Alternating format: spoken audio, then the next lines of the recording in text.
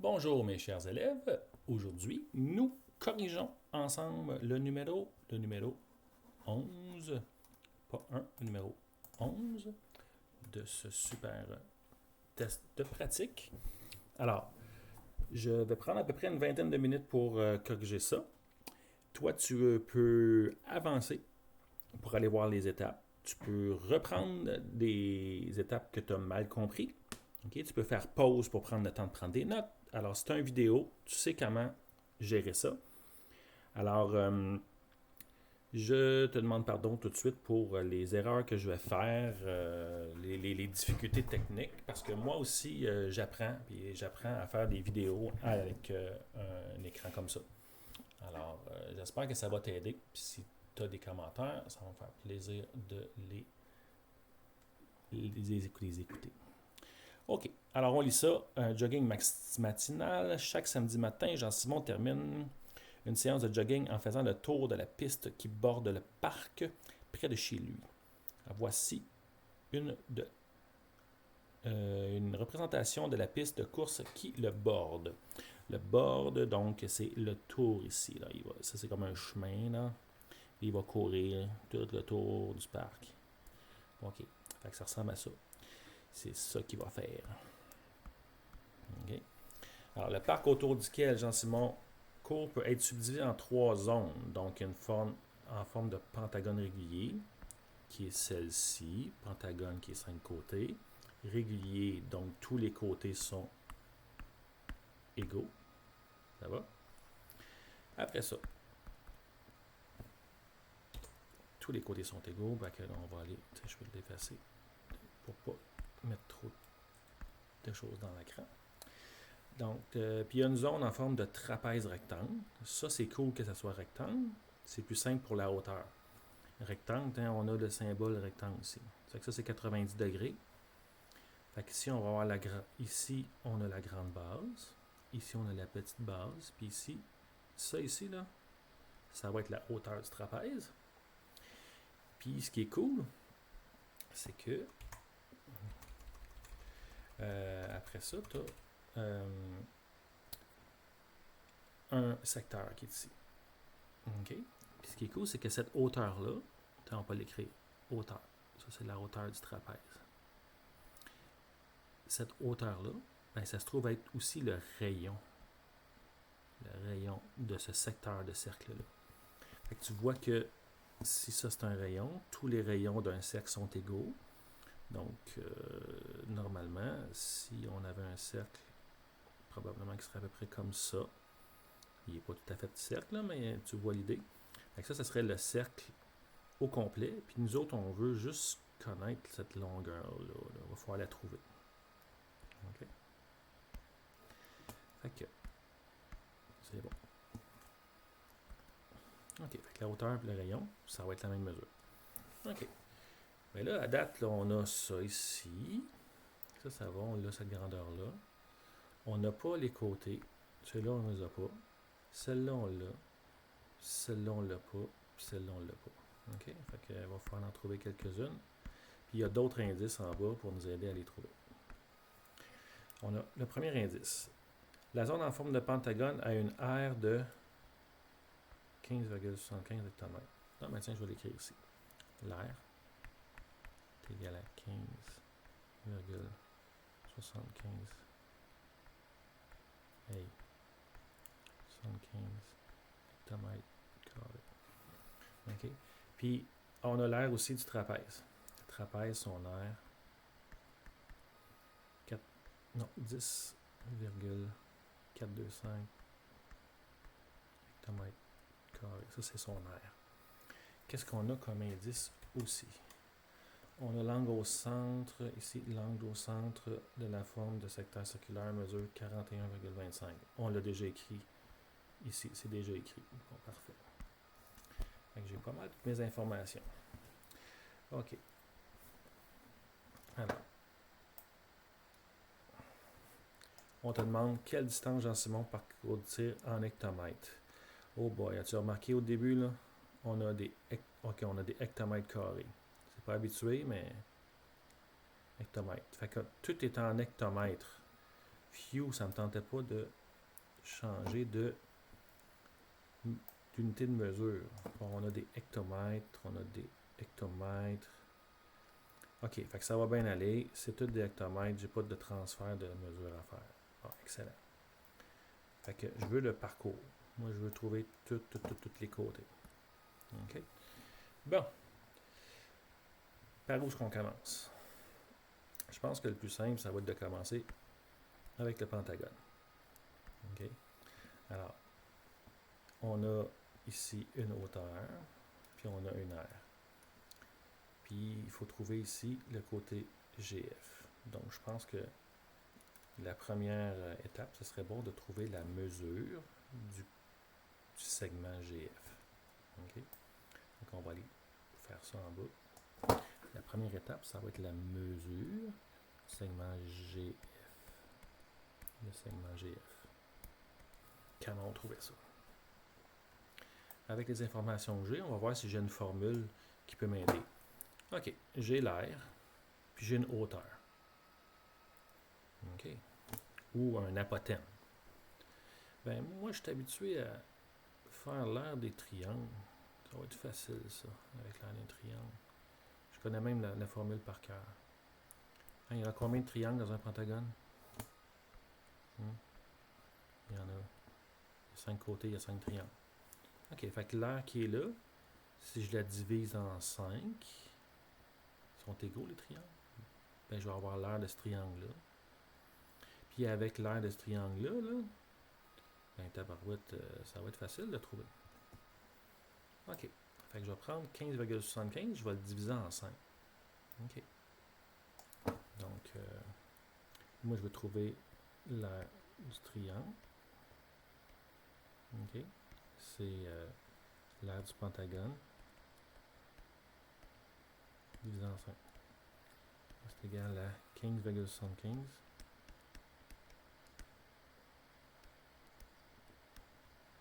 Divisé par 5. Et si je pitonne ça, 15,75 divisé par 5, ça va donner exactement 3,15 hectomètres carrés. Parfait. Ça, c'est l'aire d'un triangle. Mon triangle, moi, je cherche la base. Ici, la hauteur, je l'ai, la hauteur. C'est quoi cette hauteur-là? 2,1 hectomètres. 2,1. OK. Puis j'ai l'air, qui est 3,15. Ben, si, mettons, j'écris la formule de l'aire d'un triangle. L'aire d'un triangle, c'est égal à la base fois la hauteur, divisé par 2. Mais nous, on ne cherche pas l'aire du triangle, on l'a déjà. Fait que si tu regardes dans tes notes, là, je t'ai déjà transformé cette formule-là, okay, pour avoir tout de suite la base. Okay? Je pourrais te montrer comment ça se transforme, là, mais on va l'écrire tout de suite. Là. Donc, j'ai la base. C'est ça que je cherche, la base. Ben, dans le fond, c'est 2 fois l'aire du triangle divisé par la hauteur. Bon, parfait. J'ai tout ça à droite, là, je les ai toutes, mes données. Fait que je vais trouver la base. Bon, maintenant, je vais l'écrire ici. 2 fois l'aire. Donc, 2 fois 3,15.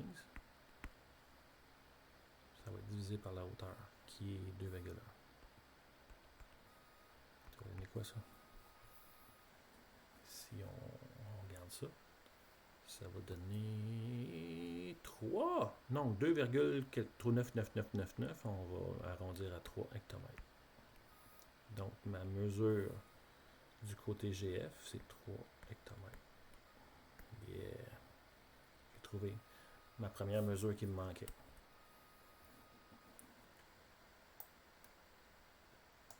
Donc, la mesure de GF, c'est 3 hectomètres. Ben, excellent. Vu que c'est un polygone régulier, ben, ici aussi, c'est 3.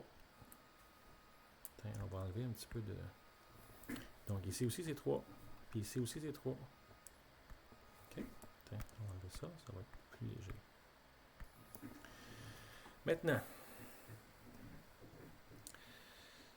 je vais trouver la hauteur.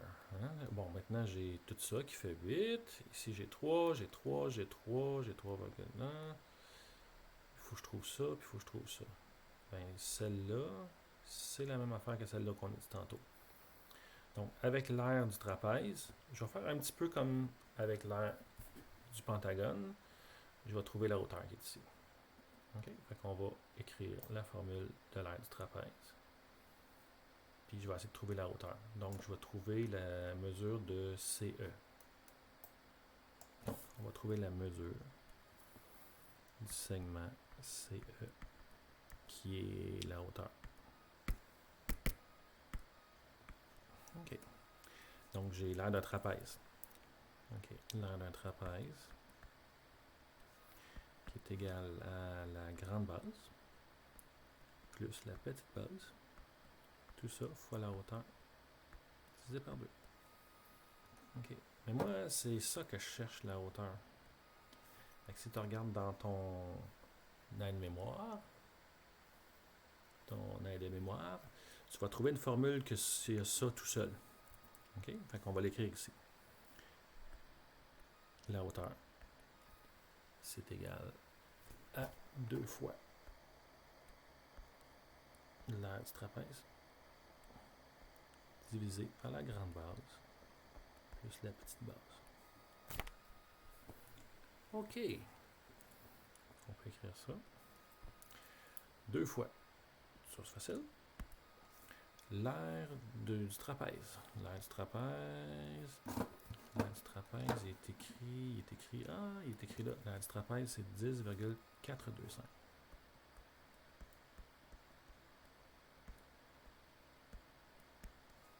On va diviser ça par la petite base plus la grande base plus la petite base. Bon, on va trouver ça. La petite base, je l'ai ici. Mais la grande base, qu'est-ce qui va pas là? Ah, ben oui, je suis capable de trouver ça. Tout ça, c'est 8. Puis, de là à là, c'est 3. Bon, on peut le faire dans notre tête. Là. On va faire 8 moins 3, puis on va trouver ça ici. Ça donne 5 hectomètres. Mais pour que le prof soit heureux, on va aller créer le calcul. Je veux savoir la mesure de EF. De EF. Fait que je vais aller écrire le petit calcul pour monsieur le prof. OK. Donc, on va y faire un petit carré ici, là. Donc, la mesure de EF, c'est égal à 8 moins 3, qui est égal à 5. Il va comprendre là, comme ça, c'est bon ça. Donc, la grande base, on a trouvé, c'est 5. Plus la petite base. La petite base est où? La petite base est ici. C'est 3,34. C'est 3,34. On va l'écrire là.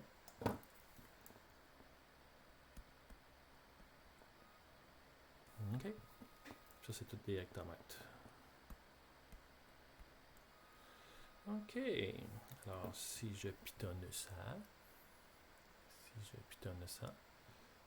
tout ça ici, 2 fois ça, le résultat divisé par 8,34, ça va me donner une hauteur de 2,5 hectomètres. Donc, la hauteur de mon trapèze, c'est 2,5. Hey, on va aller l'écrire en haut. Donc, ma hauteur, je vais le remplacer. Je vais l'écrire ici.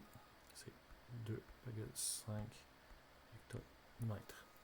J'ai dit que tous les rayons sont de la même grandeur. Ça, c'est un rayon. Et ça aussi.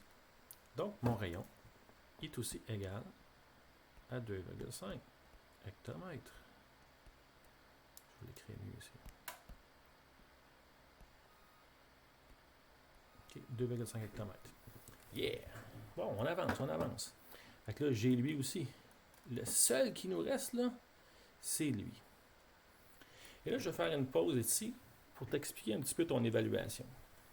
Si jamais, là, tu étais comme tout mêlé, là, tout ou tout mêlé, là, tu te dis, moi, là, ça va, là, je suis capable de faire ça, mais là, je suis plus capable de trouver ça, je m'en rappelle plus, le cercle, là, j'ai perdu ma feuille de notes, j'ai mal dormi, je suis plus capable.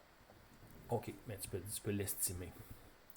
Estime-la pour être capable de faire ta dernière étape, d'additionner tout ça, là. Si tu n'es pas capable de trouver, estime-la, puis ça va donner plus de points que si tu arrêtais là.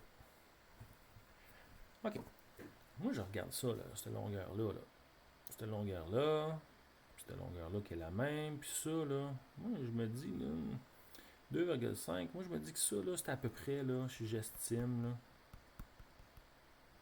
Même si c'est pas à l'échelle, là.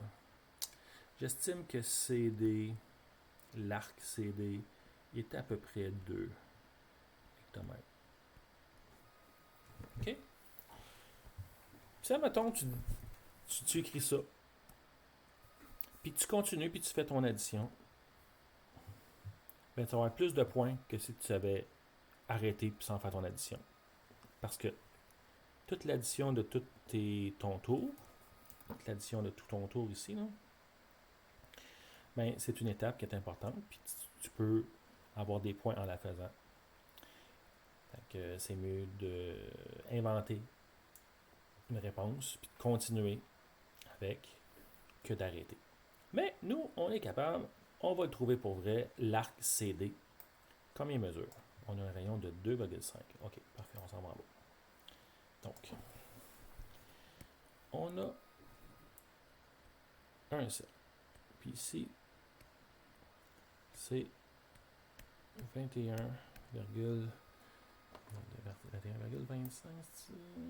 Non, 41,25.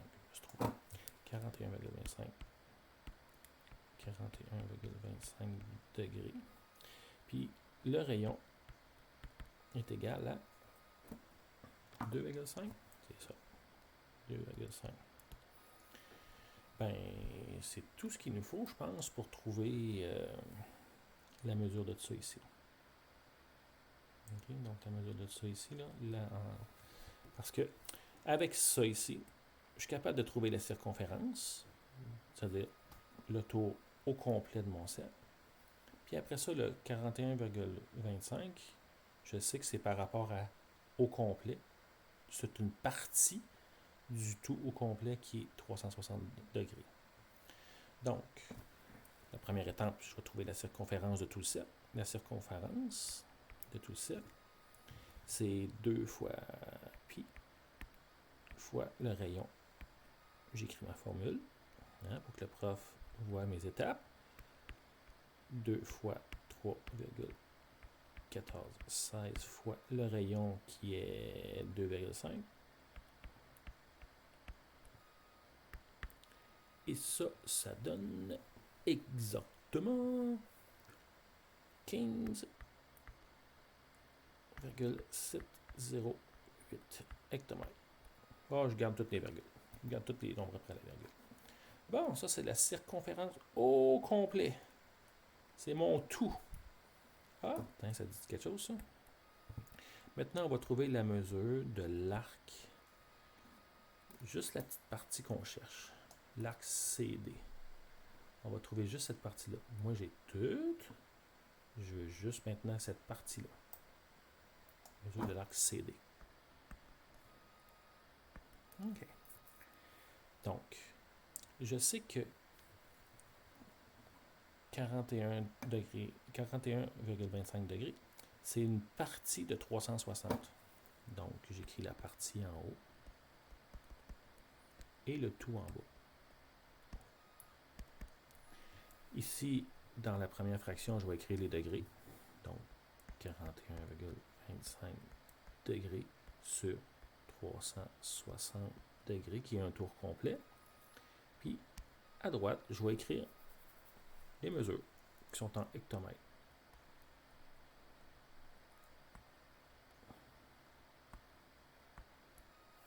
Bon. Moi, j'ai-tu la partie ou j'ai le tout? J'ai-tu la circonférence au complet du cercle ou j'ai la partie? Ah, je cherche la partie. Je cherche la mesure de l'arc CD. Et j'ai au complet. Bien, je vais l'écrire. 15,708 hectomètres.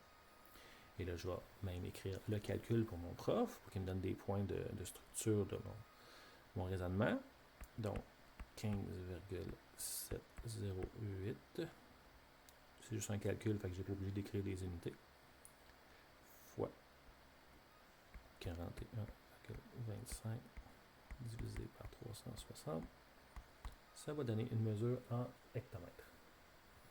Et lorsque je pitonne tout ça, je me retrouve que la mesure de mon arc CD est égale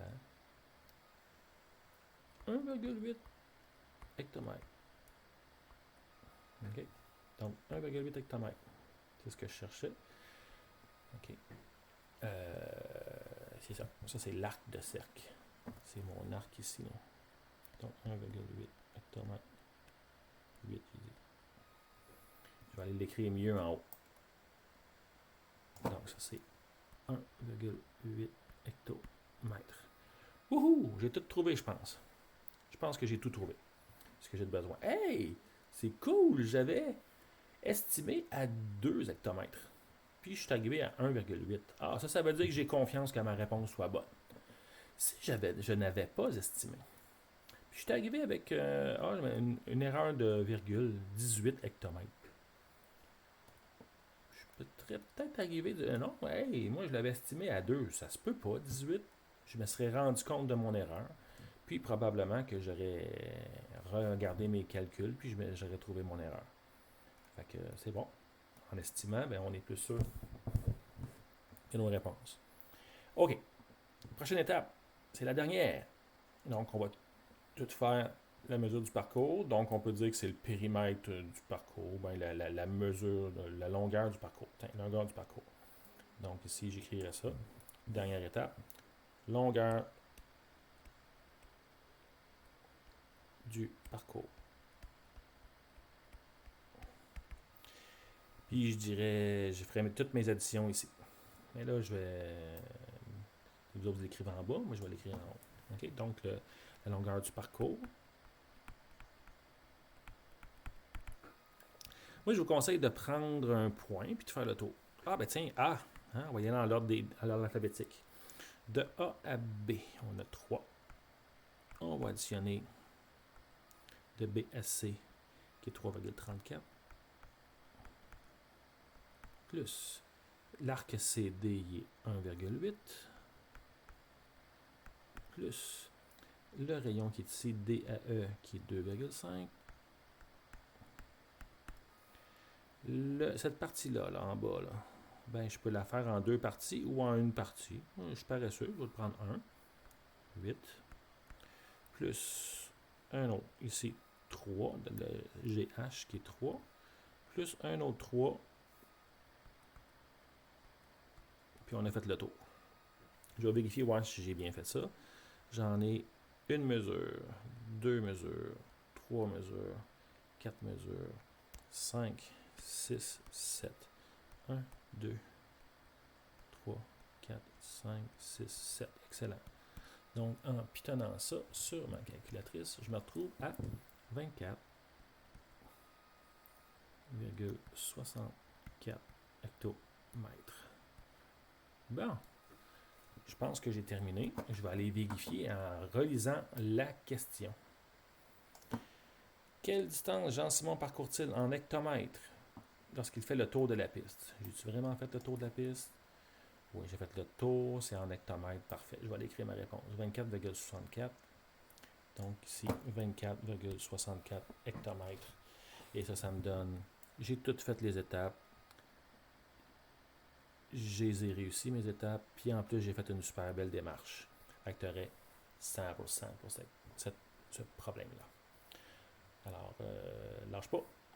On se revoit pour un prochain vidéo bientôt.